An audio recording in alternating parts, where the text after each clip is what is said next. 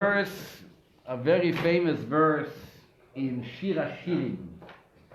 Shir HaShirim, David, maybe move a little bit this way so I can see Bob and and keep eye on that guy. Unless you want to close your eyes. Oh no. I want you to look straight, Bob, straight in. I know you like to be the. There is a famous verse in Shir HaShirim, Song of Songs, written by King Solomon, chapter 8, verse 1. King Solomon says, Mi itencha ke'ach li yonek mishdei imi. What does the verse say? The verse in Shir HaShirim says, Mi itencha ke'ach li. We're asking God, please be like a brother to us. God is a father, God is a husband, a wife, a brother. Since when has God a brother? Says Rashi, that we are asking by Hashem, please come and comfort us, just like Yosef comforted his brothers. Wouldn't we see that Yosef comforted his brothers? So let's open our Chumash of this week's Parsha. And as we all know that this week is the last Parsha in the book of the Vayechi. It's called Parsha Vayechi. And it talks about Yaakov's 17 years in Mitzrayim. As the famous saying goes, that 17 is the Gematria of Tov, good. Yaakov lived his best years, his Tov years in Egypt. He saw the entire family united, including Yosef and Yosef's sons. And Yosef's sons also had children, and their children also had children. And Yosef actually served as the sandak at their brit, and their circumcision. This is what the Unkelus says on the verse in chapter 48.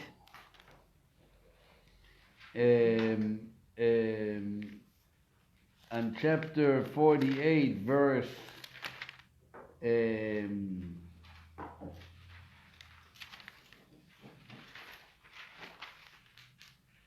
where is that?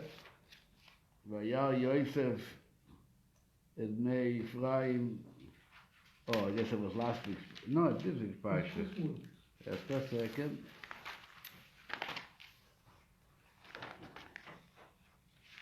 Just a second.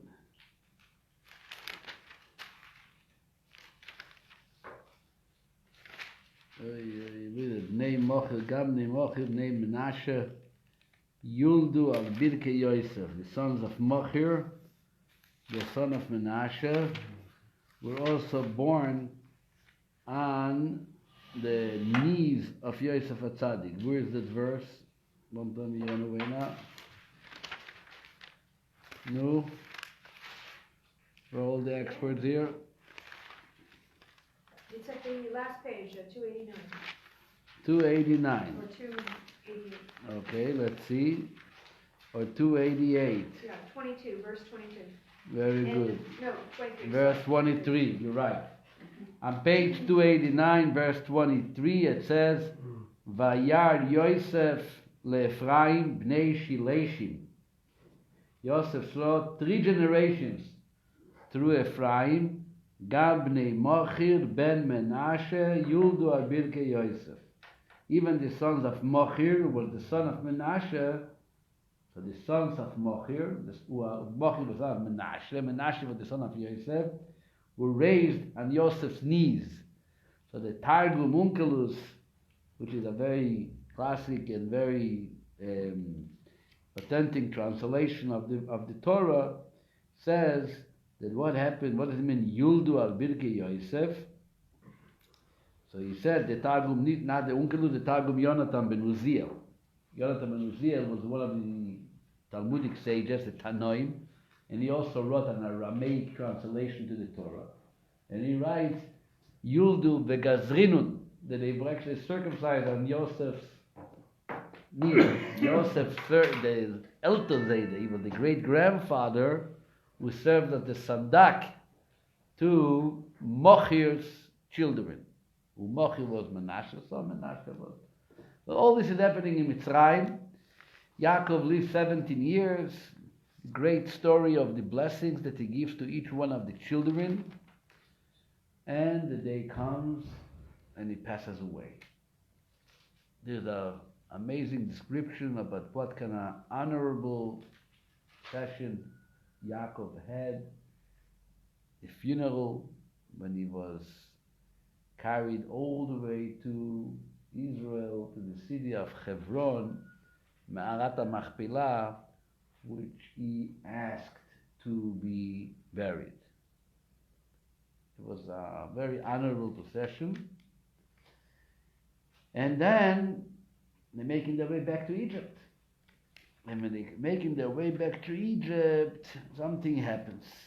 Let's turn to page 286 or 287 in the English. Verse 14. Vayoshav Yosef Mitzrayim u ve'echav, and Yosef returned to Egypt, he and his brothers. V'chol lo'oilim itoy ligbar esaviv, and all who had gone up with him to bury his father, meaning all the many masses of people who joined the procession of the funeral, they all now making their way back to Egypt. Acharei koivre esaviv, after he buried his father. And then suddenly comes verse 15 and says, Vayiru ache Yosef kimei saviem. Yosef's brothers perceived, or Little English means they saw, that their father was dead, which is a very strange description in a verse. They saw that their father was dead.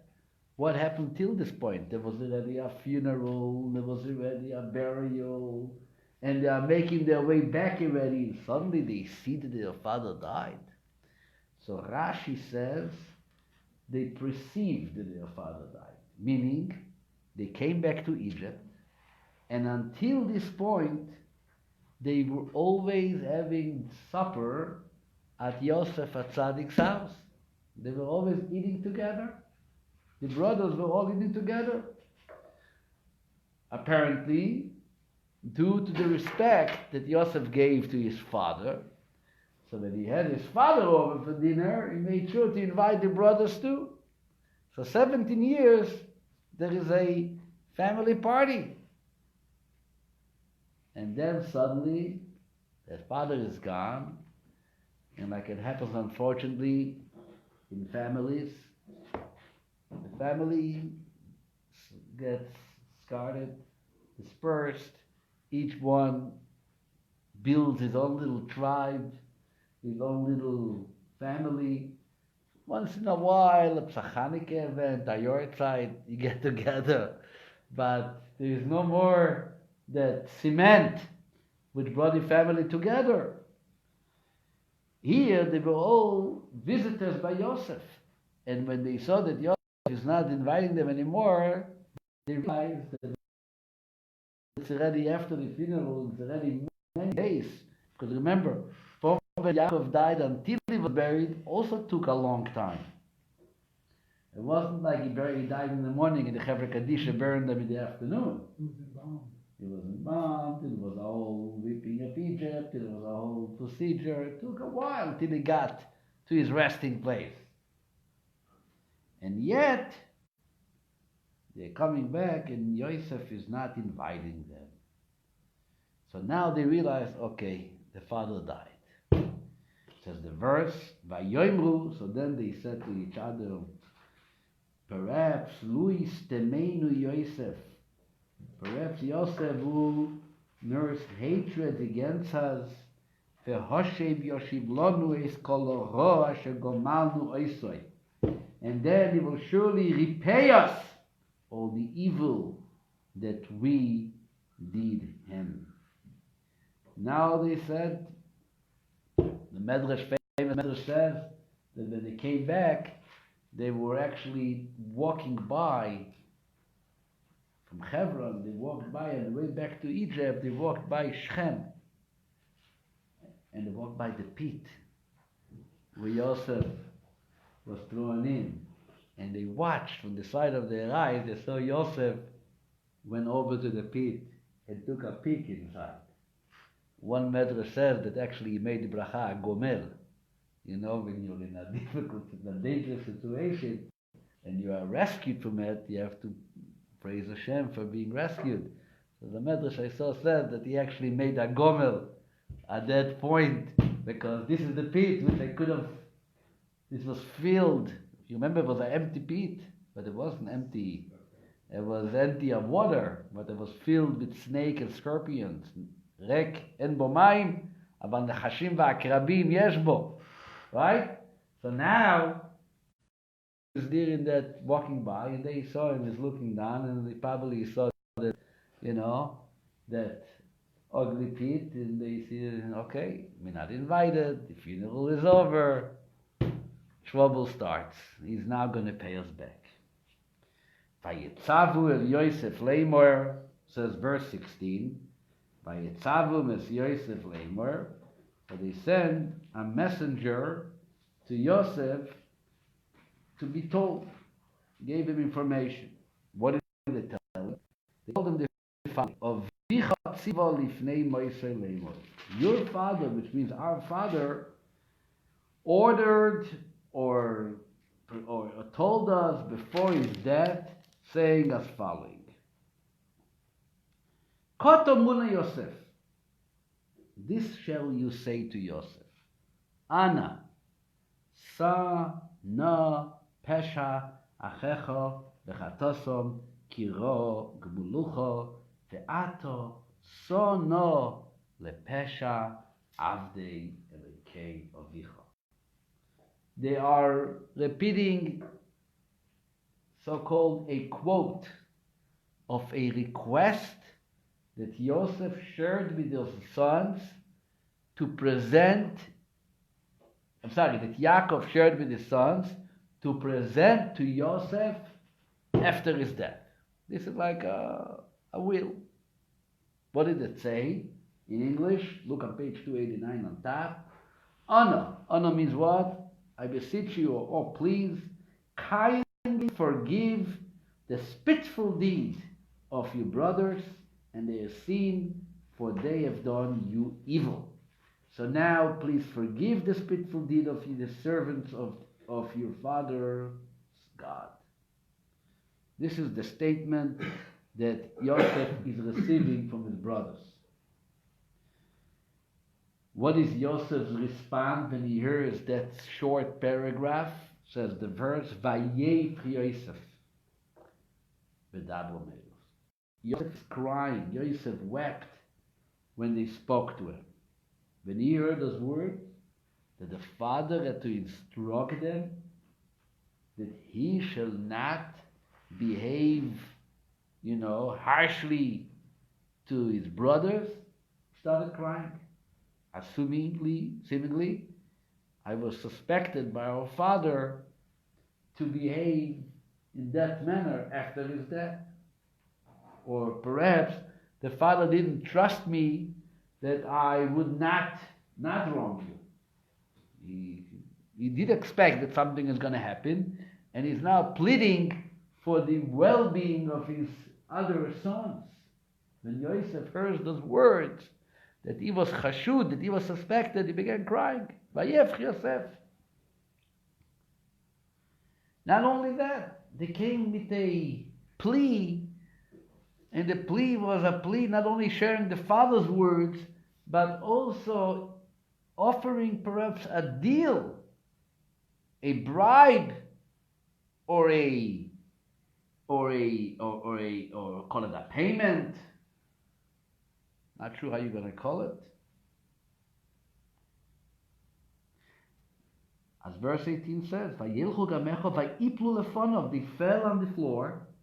Vayoimrun, they said, Inenu lechol avodim, we are ready to be your slaves. In other words, don't hurt me. That's number one. But don't hurt me. I know that you really have to control yourself not to hurt me, and you're expecting some compensation for the behavior.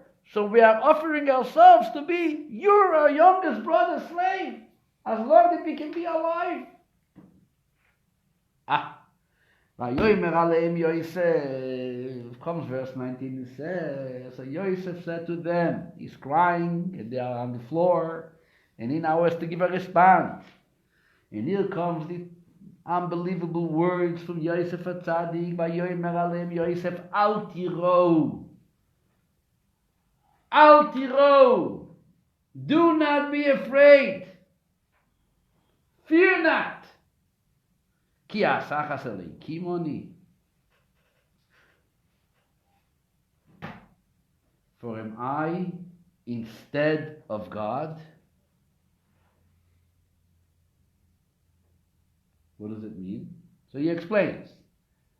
If you did something bad, God would have probably made it look bad, and it would have been bad. But the fact, as he continues saying, Be'atem choshavtem olai ro, Elokim chashava letoiva. Although you intended me harm, God intended it for good. Leman asoi kayoim hazeh, in order to accomplish, it is clear as this day, le'achayois am rav, that a vast of people will be kept alive by me being here. That was the plan. Yesh tochnit, there is a plan. And again he confirms to them, ve'ato al tiro. First he says, it was a plan. Now he says again, personally, he repeats, don't be afraid. Onoichi achalkel eschem vestapchem. I will sustain you and you young ones. And not only that, here comes the punchline. Vayenachem hoisom. What does Vayenachem hoisom mean? He comforted them. Vayedaber alibam. And he spoke to their heart. What does it mean speaking to the heart? Till now he spoke to the brain, now he speaks to the heart. So Rashi says he spoke to them words that their heart can relate to and appreciate, and it gets accepted in their heart to the point which they will feel calm and confirmed and ensured that they are going to be fine. And Rashi brings the Gemara and other things that Yosef told them, speaking to them. A very beautiful Rashi.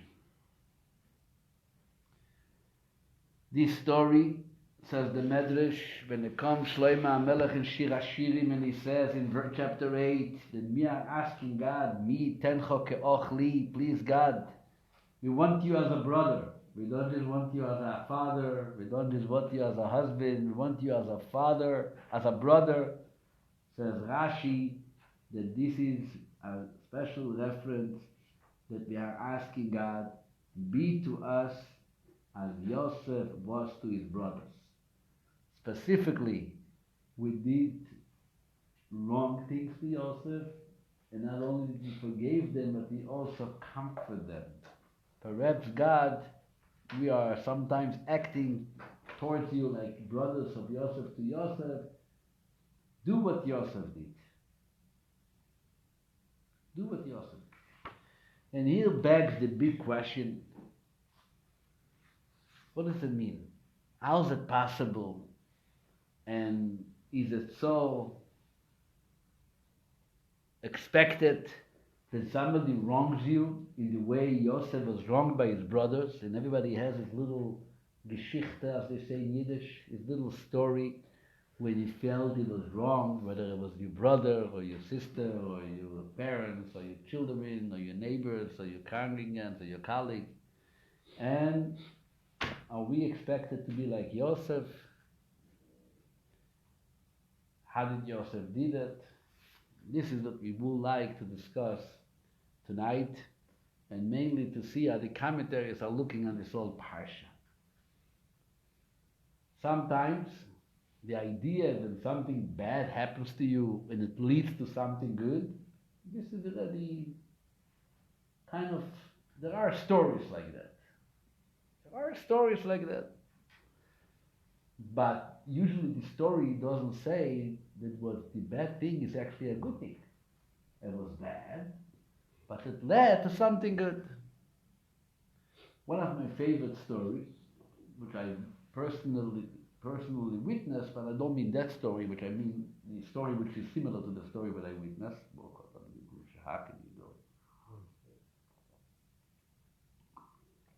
Anybody want tea or something?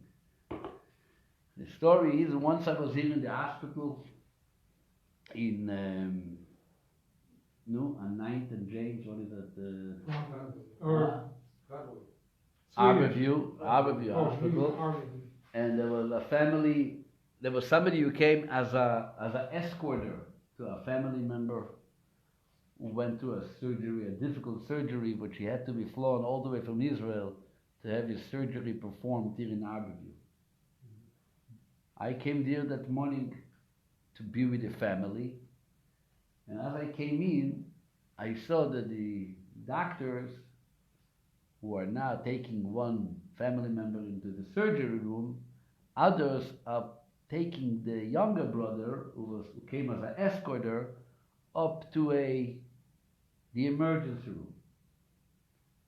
So obviously, I went along with him. What happened? Just a minute before I came in, the guy fainted. So we all thought he fainted from stress, from concern. After all, it was a long trip, all the way from Tel Aviv with an older brother who was in a wheelchair, going into a very difficult surgery. He fainted. They taking him upstairs. I'm standing there upstairs. I'm actually being used as a translator at that point. He wasn't speaking, and I'm waiting to see what happens.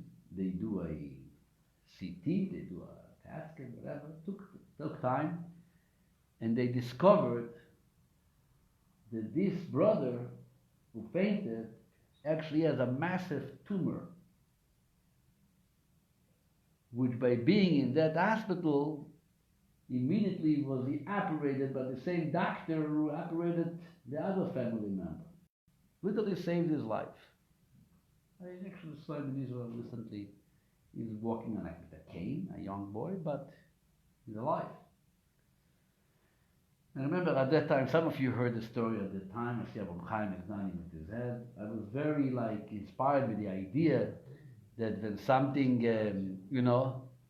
something bad happens to you, but that something bad leads to something really good. But this is not the story. A similar story is a famous story. There's a story which goes with a name that everyone remembers a few years ago. There was a very difficult time of Israel when terrorists were stabbing Jews. There were actually several, I think about over 50 Jews died or were killed during that cycle of violence which had to do with the stabbing. 2015, when was it? A few years ago. And there's a story of a guy who was stabbed. I can even tell you his name maybe. And he was rushed to the hospital. And after being rushed to the hospital, this happened, it happened the 2nd of November 2015. His name is actually Daniel Cohen. It happened in Rishon LeZion, sitting by a bus stop, waiting for his bus. He was a supervisor for a kosher restaurant, and he was stabbed by a terrorist. 47 people died in that cycle of violence. He was taken to Asaf HaRofeh, which is a famous hospital near Rishon, brought into the surgery room, and then he realized that that stabbing was the best thing that happened to his life. Basically saved his life. Because while they were busy cutting into his stomach where he was stabbed, they noticed, like I told you my personal story, what I saw here, a major, very bad tumor growing exactly on top of his kishkas into his stomach. And through the operation, they removed the tumor too, and his life was saved. That was the story. Now, but imagine the following situation. that terrorist who was caught is brought now to court. Comes to court and they want to charge him. And he says, "You want to charge me? I saved a Jew." My stabbing led the guy to the hospital. And by you taking him to the hospital, his life was saved for the rest of it. So why are you charging me?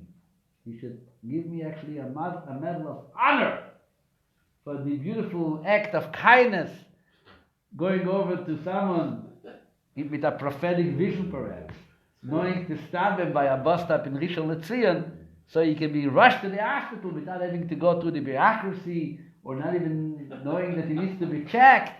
I did a tremendous favor to this individual, right?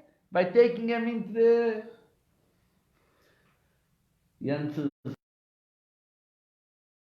Sorry. But we gained through action is a gain, Baruch Hashem. We're going to make a special Seudat Todam, the beautiful Kiddush, honoring the fact that we are the same. You, terrorist, you're going to get your consequence for your behavior. No one is coming to say that it was good. It's not good. It was a very bad, violent act, which deserves severe punishment. What does Yosef tell his brothers? Imagine Yosef, 22 years, ripped away from his parents. He was in a pit for how long? We spoke last Shabbos, 13 years in a pit. Neither his father nor his mother was by his chuppah. Right? Neither his father nor his mother were at the bris of his own sons. When Nasher and Ephraim were born, and there was, I'm sure, a nice bris and a Shalom Zocher, and whatever else they celebrated, but the Zayda and the Baba were not there. Right? They were not there. There comes the moment, and finally the brothers say, confront him, and they say, we behaved very wrongly, we behaved very bad. What does he say? Bad? Bad? Atem chashaftem olayro? You thought it's bad? I don't know it's bad. Elokim chashav olayro. They know something very good. Meaning, God meant it to be good. Shkoyach. Thank you. God meant it to be good. But was it bad or was it good? Good. It was good to be separated 22 years from a father. It wasn't good at all. He's creating this new type of model of thinking. Don't think that what was wrong to you is actually wrong. What was wrong to you is also good. How can you look at something so negatively and say it's good? Matter of fact, did they ask forgiveness from Yosef? No. You can't find anywhere that they actually even ask forgiveness. It doesn't say anything that they said, Mechila. What? They were shot. Shaktaher, shaktahin. According to Jewish law, you forgive someone when? When he asks you for forgiveness, so you grant him forgiveness. They didn't ask Mechila. They didn't say, I'm sorry. You see in this discussion any words of sorry? The father, we are afraid, we're going to be your slaves, we're going to be you this, you that. One word, slicha. Did they say slicha? No. Not slicha.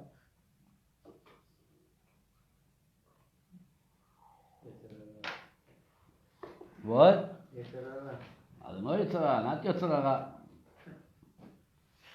Matter of fact, there's a famous Zohar, the Holy Zohar, which the Zohar goes even further, and the Alter Rebbe uses the Zohar. Anybody who studies Tanya, this is in the end of the 12th chapter of Tanya. In the end of the 12th chapter, the Alter Rebbe talks about the Beinani, and he says that even when someone wronged you, basically he doesn't take anything personal, and when someone wronged you, not only is he not wronging him back, but he provides them with goodness and kindness. And he says, like it says in the Zohar, that that's the way you should behave, to learn from Yosef and his brothers. Lilmoid mi Yosef umi Yechov. Look in the Zohar. And the Zohar says a story. The Zohar says a story. What's the story of the Zohar? The Zohar sometimes says interesting stories. The Zohar says the following story. There was Rabbi. Rabbi was sitting at the gate of the city of Lod. And he saw a person sitting on a cliff out of a mountain, like a little, outlet of the mountain, a rock coming out of the mountain. The guy is sitting on that cliff. And he watches. This is Rabbi Abba. Rabbi Abba is one of the famous personals in the Zohar. And Rabbi Abba sees that there is a snake who's just about to bite him. And just as the snake is about to sting him, comes a rat, bites the snake is dead. Okay? The guy wakes up, he doesn't know anything happened. He leaves the cliff. A moment later, the cliff breaks down. Okay? Way down to the valley. This guy is already moved. He doesn't see that, it could have, if he would stay there for an extra minute, he would, God forbid, end up down the mountain dead. He doesn't know about the snake. He doesn't know about the crash of the cliff. He goes his merry way. But Rabbi Abba, he watches and he notices this is something unusual. He follows the person. He meets up with them and he says, tell me, what are you involved in? What is your occupation? What do you do? He said, what are you talking about? Like, what do you see in my personal life? The Rabbi says, I was going to share with you. I just witnessed two major miracles. What happened to you in your personal life? And he told them what happened. You must have been doing something good. Tell me, think about something good. Says the Zohar, the guy turned to Rabbi and he says, I can't tell you how good I am. I can tell you one thing I'm very careful about. And he sees that any time I'm wronged by someone, I don't let go, I don't finish the day until I make up with that person first. And I don't go sleep until I ask him to make sure that he understands that I forgave him. Not only am I forgiving him, I am bestowing him with kindness and goodness. It says the Zohar, Rabbi Abba heard it, and Rabbi Abba started crying. What was he crying? He said, I'm meeting somebody who is greater than Yosef. Yosef forgave his brothers. No, after all, they are brothers. This guy is forgiving any type of person, even when the person is not your brother. And he was emotionally overwhelmed by this behavior. Now I realize why you deserved a miracle and a double miracle, and as many miracles are going to happen to you. This is, by the way, one of the sources that we say in our night Shema. If you look in our prayer book, before you say the night Shema on your bed, you read a paragraph which says, I forgive to anybody who hurt me, or harmed me, or spoke against me, or... What is that? That's the beginning, the opening of the Shema in all our traditional prayer books. This is the same idea to make sure. I remember I had a friend, he slept in the dorm. He said, it starts, I forgive anyone who angered me. That's how it starts. And he said, I forgive everyone except... And then it continued. Just made a few exceptions. He's ready to accept everybody to forgive. He's ready to forgive everybody except the few people who actually wronged him. Like in a parenthesis. Except.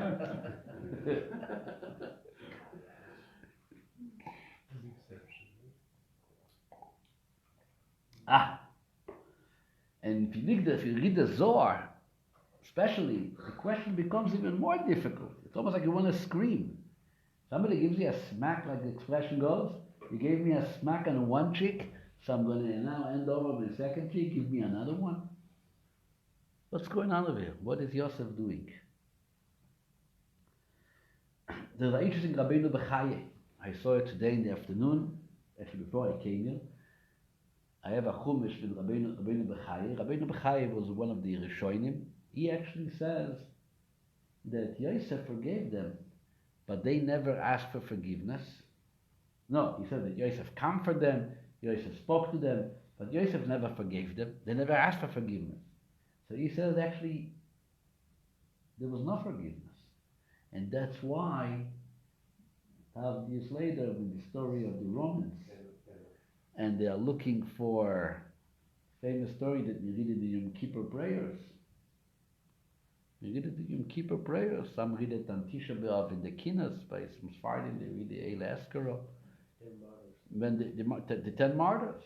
What did the 10 martyrs? What initiated it? When this Roman came and asked a question, you kidnapped someone, you sold them. What's the rule? And there was Rabbi Akiva who says, what do you mean? Well, the verse says, if you kidnap a person and he's being sold, then you die. So, what happened with your brother? There was 10 brothers who sold them. I need 10 people on the caliber, on the level of those brothers. And that was the story of Rabbi Gamliel, and Rabbi Akiva, Yeshiva Vasefer, Chutfes HaMeturgemon. It was like the greatest of the great were all killed by the Romans, a direct response to the story of Yosef. Which means, says the Rabbeinu Bechai, he says, why was there a need to atone a sin which took place? And Yosef, as we see in the Parsha, doesn't feel any hatred towards his brother, and he doesn't feel any issues of an issue with them. So that's all fine. There was no issue, there was no hatred, but did he forgive them? No. So Rabbi Bechai, there was no forgiveness. There was no forgiveness. And because there was no forgiveness, it kept on chasing us until the times of Rabbi Akiva, maybe even till today. But not everybody agrees with Rabbeinu Bechai's story. Like we said before, the Zohar says, no, this is the way to do it. Rab Abba brings our story, and the Alter Rebbe brings it in Tanya. So there is one explanation which is shared by some of the commentaries, is that, when it comes to punishment, so to speak, it's like a legal discussion. It fits like for a JLI class. When it comes to punishment, what do you punish? You punish for the intention, or you punish for the action? For the action. If I had in mind to do something bad to you, and it didn't end up being bad, nothing bad happened, will I be punished? No. Because nothing bad happened. There's actually a few Gemaras. I'm going to share with you just two little sources. It actually begins with a presentation. There's a whole halachic presentation. We'll do it in short. This is not the time to discuss the halachic subject, but there's a famous issue which came up in about 115 years ago. This was when the Tsar Alexander introduced the law in Russia that all alcoholic businesses cannot be led by individuals. It's becoming a government property, not property, a government business. Alcohol is belonging to the government. For the Jews particularly, for many people, but for the Jews in particular, there was a devastating decree. Because many of them, actually, that was their business. They had, they called the kretschmas, little inns and bars, and they sold alcohol, and that's where they made a living. It was considered to be a very difficult decree. No, one time, but nevertheless, smuggled here and there, and they kept their little in their little creative ways, they kept this alcohol going, so-called the black market. No, so the story is that a Jew walked into his friend's house, another Yid, and he goes over to there was a barrel of alcohol, which is illegal, right? It's illegal. And he gives a bang on the faucet in the bottom of the barrel.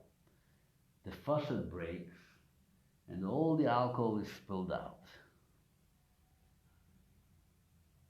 Caused them a tremendous damage. This is your livelihood. This is your parnasa. And goes by a short while, and the police is coming to visit this Jew's house who had this hidden barrel. And they come and they look and they don't find nothing. So now they don't find nothing. Why? They don't punish it. At the same time, the Jew whose alcohol was lost, he called his friend for a din Torah, to the Jewish court, demanding to be compensated for the loss of his alcohol. Coming to court, to the big din. So what does the mazik, the one who caused the damage, what does he say? What does he say? I caused you damage. I saved your life because I broke down the faucet. Therefore, 2 days later, when the police came to check on you, you could have been in jail. You would have been paying, to the roof. You would have been arrested. I saved your life. I don't want to pay you. No. They're in front of the rabbinic court. So there was one rabbi there who says, actually, there's a Gemara. The Gemara gives the ruling on it. What does the Gemara say? The Gemara says a story. Not a story, the Gemara discusses a case. There was a fisherman who went on Shabbos. Are you allowed to do fishing on Shabbos? No. It's called hunting. You're not allowed to trap one. You're not supposed to do it on Shabbos. And he went on Shabbos and he put his net into the water in order to catch a fish. And then as he picks up the net, what's inside the net? A little baby. The baby was playing with it. It's in the Gemara, in the Talmud. You're in the Talmud? Look it up. Menachos. In Menachos, page 74. You have it. Oh. He picks up in the net and whoops, he just saved a baby. A baby was playing. A kid went with his family Shabbos afternoon to play in front of the river, and the baby fell into the river, and the parents are sitting and talking. They don't even know that the baby almost died. This guy, violating the law of Shabbos, fishing on Shabbos, lifts up his net, and he saved a life. Saving a life on Shabbos is a mitzvah. Pekuach nefesh, right? You break the Shabbos in order to save a life. So what was his intention? The intention was what? Fishing. So the intention was obviously to violate Shabbos. But the result was that he rescued a life of a little baby. So the Gemara goes into a long discussion, a debate. Liable for the trip, for the fishing, chayev, potter, liable, exempt, a whole discussion. Then there comes the Rambam, and the Rambam rules, potter is exempt. Why is he exempt? So the Rambam says, when it comes to human court, we, the judges, when we have to give a ruling based on what we saw, what do we consider? We consider the act. And the act was what? Saving a baby. So even though you intended to do something else, we don't care. Kavanah has to do with God. Intention is what that God considered it. We are considering the bottom line act. The act was an act of favor. We cannot punish it. The Rambam says in chapter 2, in Hilchos Shabbos, I have the Rambam here, Niskabin lalo is doggy. If somebody tried to catch fish, and he brought up fish and a baby, he's exempt. Even if he never heard that somebody drowned in the water. But since he brought up a baby together with the fish in his net, he did not do an actual act of violation. Comes the Orach Chaim HaKadosh, the last little piece of Orach Chaim in this Parsha. I just saw it before I came to Shir tonight. You can look it up. This is the last paragraph, the 2-line Orach Chaim. Says Orach Chaim regarding the story of Yosef. He says, why did Yosef tell his brothers it was all okay? Nothing wrong. Says the Orach Chaim, because this is seemingly to the same halacha that we just mentioned. He uses another halacha, same idea. Somebody is having a cup, he wants to poison his friend. He takes a drink, inside there is some, there is poison, and he wants to give it to him, wants to kill him. Some never wants to kill his friend. By mistake, instead of giving him the poison, he gave him a nice, by mistake it was a different cup with good wine. Is the person liable? The person who presented the wine, is he liable for something? No. Why? Why? Because he didn't do anything. He didn't do anything. So that's basically what the Zohar says regarding Yosef. This is what the Zohar says. The Zohar says, they had in mind to kill Yosef. They had in mind to finish his life. But divine providence, Hashgacha Elionah, saved Yosef. And not only saved Yosef, saved the brothers. That was used in court by the story of the barrel which the faucet was broken up.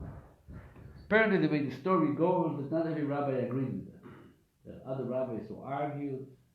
They said there's a difference because when you use the net on Shabbos, it was the very activity of hunting, of catching the fish, is what brought up the baby. So that activity cannot be considered a violation because that saved the baby. The breaking of the faucet did not lead, wasn't that what led the person's survival? Eventually, yes, 2 days later, retroactively, you realize that someone was protected. But it wasn't the act itself, and therefore we should pay him for the loss of the alcohol. This is something which went back and forth between the rabbis in that particular case.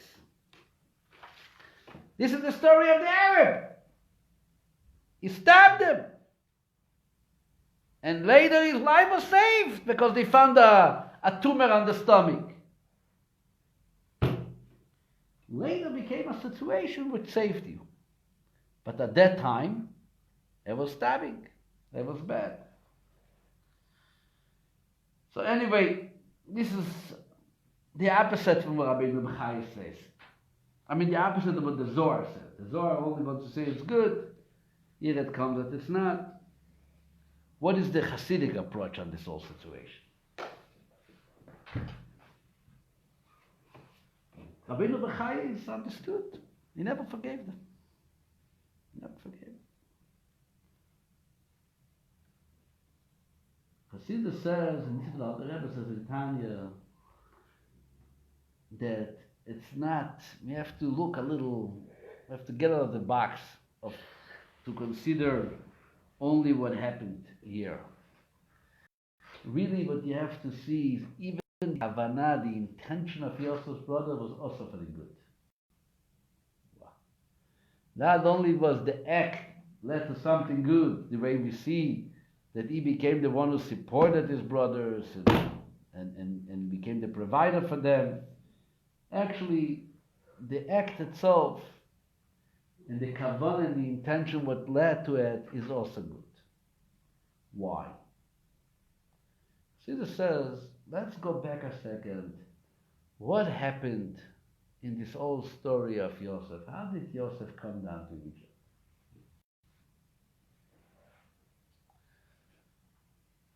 There was a plan. You remember the plan? Years earlier, God told Abraham Avinu, for whatever reason, I am going to have your descendants be enslaved in a land which is not theirs. And they're going to be servants, and they're going to be inflicted here for 400 years, and then they're going to emerge with wealth, and so on. You remember that? The famous, what do they call it? Brit Ben Aptorim, the famous covenant between the parts.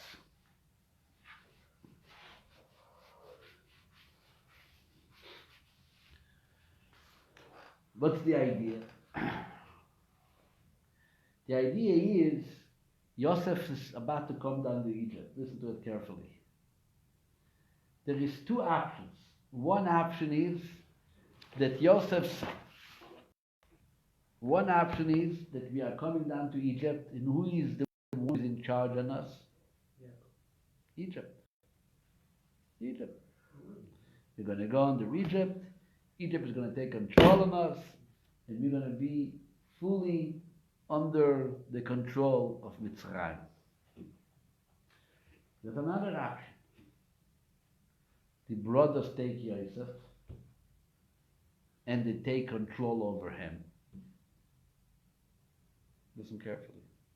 They take control over Yosef, they grab him by his neck, and they tell him, listen, you're not anymore a person, as far as me, I didn't kill you, but me, I'm going to actually sell you to Egypt. We're sending you down to Egypt.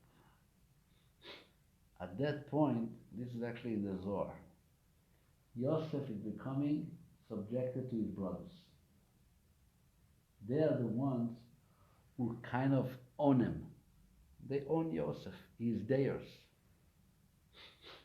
And once Yosef is owned by his brothers, later in Egypt, Paroi, Potiphera, whoever it is, no one can have any more a full control over Yosef. Why not? Because he's already pre-owned. Pre-owned by whom? By his brothers.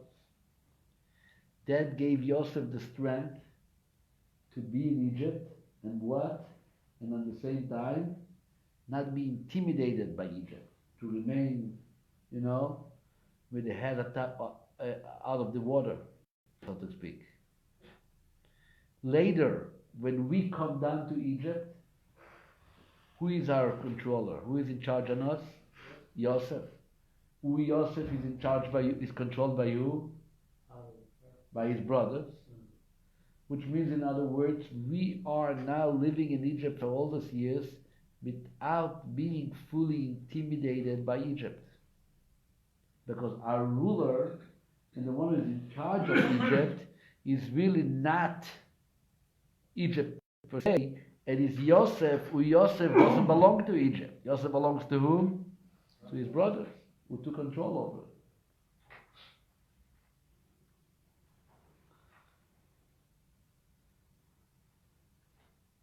So when the brothers are sending Yosef down to Egypt, it's not only the activity technically ends up to be a source of support. The whole story from the get-go, from the beginning, looking back on it, from a different perspective, you see that it was exactly as it was meant to be, and exactly that process of having the brothers do it, and it couldn't have been better, and it couldn't have been different. That's exactly the way it was supposed to be. In other words, when somebody stabs you, God forbid, and you end up realizing that that led you to a rescue from a different angle, it doesn't mean that it had to be this way. You could have walked into a clinic, and you could have had your early checkup and find out that you should better take care of yourself right now. I don't have to be stabbed. God forbid, in order to find out if I carry a tumor. It doesn't have to be this way at all. No one has to stab me in order to find out if I carry a tumor. Go to your yearly checkup. First of all, preferably don't have tumors. Live a long and healthy, good life. Everybody should have a full, healthy, and happy life. But let's say for some reason it was meant for you to deal with it. Why do I have to be identified by someone stabbing me? Why is that person stabbing me? He's an evil person. I'm going to go do my yearly checkup, and the doctor's going to say, I think you should take care of something very quick, and Bezrat Hashem, you're going to be fine. In Egypt, it couldn't have been differently, because we are meant to be in Egypt. And for us to be in Egypt, without us sending Joseph down to Egypt by our control, we would have really been a very, very difficult experience of exile. What gave us the strength and the ability to what? To emerge from Egypt was the fact that the one who was in charge of Egypt, his name was Yosef, who Yosef is a servant of his own brothers. He belongs by his brothers. So the kavanah, the intention, the purpose, the whole story is a story which is all circling around the one thing, to make sure that we are able to survive. Not only that, the Kabbalah says, how many years were we meant to be in Egypt? 400 years. And we ended up being how many years? 210. 210. All the commentators are trying to figure out what happened to the 190 years. Like, how did it get lost? And they try this calculation, that calculation, you count from here, you count from there. This is all mathematical ways of figuring out who this 190 years got lost. What does the Kabbalah and Chassidus say? You know, it didn't get lost. Yosef was there. We had a mission in Egypt. And if you count Yosef's years in Egypt, plus what we did for 210 years, we accomplished it. Yosef was our biggest supporter, not only to ever to eat in Egypt. Yosef made it easier for us, easier for our families, easier for the entire Jewish people to deal with Egypt in a much shorter time. As bad as it was, it could have been much, much worse if Yosef wouldn't have been there. He was forced to be there. He was forced to be there for his sake, for our sake, for the general purpose and the goal, what Mitzrayim was all about. Now imagine somebody wrongs you. No. Somebody wrongs you. Depends how you look at it. If you look at it that nobody can wrong you because it's all being pre-organized and it's all being, led by somebody above who plays the chess game over here, and it turns around and puts the pieces according to his will, and sometimes it has to come through him, or sometimes it has to come through him, or sometimes it has to come to somebody else, then why shouldn't I forgive you? That's exactly how it was meant to be. Not only was meant to be, since it's all meant to be good, so this is exactly the best way, the way it's supposed to be. Couldn't have been better. Thank you. Couldn't have been better. It's a perspective. I'm not saying it's easy, but it's a perspective. It's a perspective which you have to reflect on it and think about it, and this is what the Parsha tells us, and this is the whole discussion of the end of this Parsha is to see, as the Alter Rebbe says, Lilmoid bi Yosef u'mi'achav, to learn from Yosef and his brother. It's a Hasidic story, I never saw it written, but there's a tradition that the Alter Rebbe wrote, what inspired the Alter Rebbe to write this idea by the Beinani, that he had to bring in the idea of Yosef. Apparently there were two neighbors or two brothers, or anyway, somebody did something very bad for the other person, and the Alter Rebbe found out that the person who was wronged was actually in great assistance to the party who wronged them. And when he was approached by Alter Rebbe, like, not only you're not upset, but you're helping him. And he says, the guy never wronged me. This is this is the way it's supposed to be. This is exactly the way it was meant to be, just to help me to get to the place that I need to get. Anyway, Let's put it this way: if we can get a small percentage from this life attitude in our personal lives, is also good. Sometimes you have to discuss these things, even if it's not 100% easy to swallow, but to know that such a thing exists is also good. You know, they say the Chafetz Chaim, he used to print books and travel around and lecture about Lashon Hara. And once he came to somebody and he wanted to sell him a book, and the guy said, I'm not buying it. Why not? So he told the Chafetz Chaim, because I know I'm not going to keep it. I can't stop myself from speaking Lashon Hara. The Chafetz Chaim said, even to speak Lashon Hara, but knowing, giving a little kvetch after that and say, I shouldn't have. It's also worth it. Also worth it to have my book. Take out the full juice of Lashon Hara. Okay, have a good night, everybody.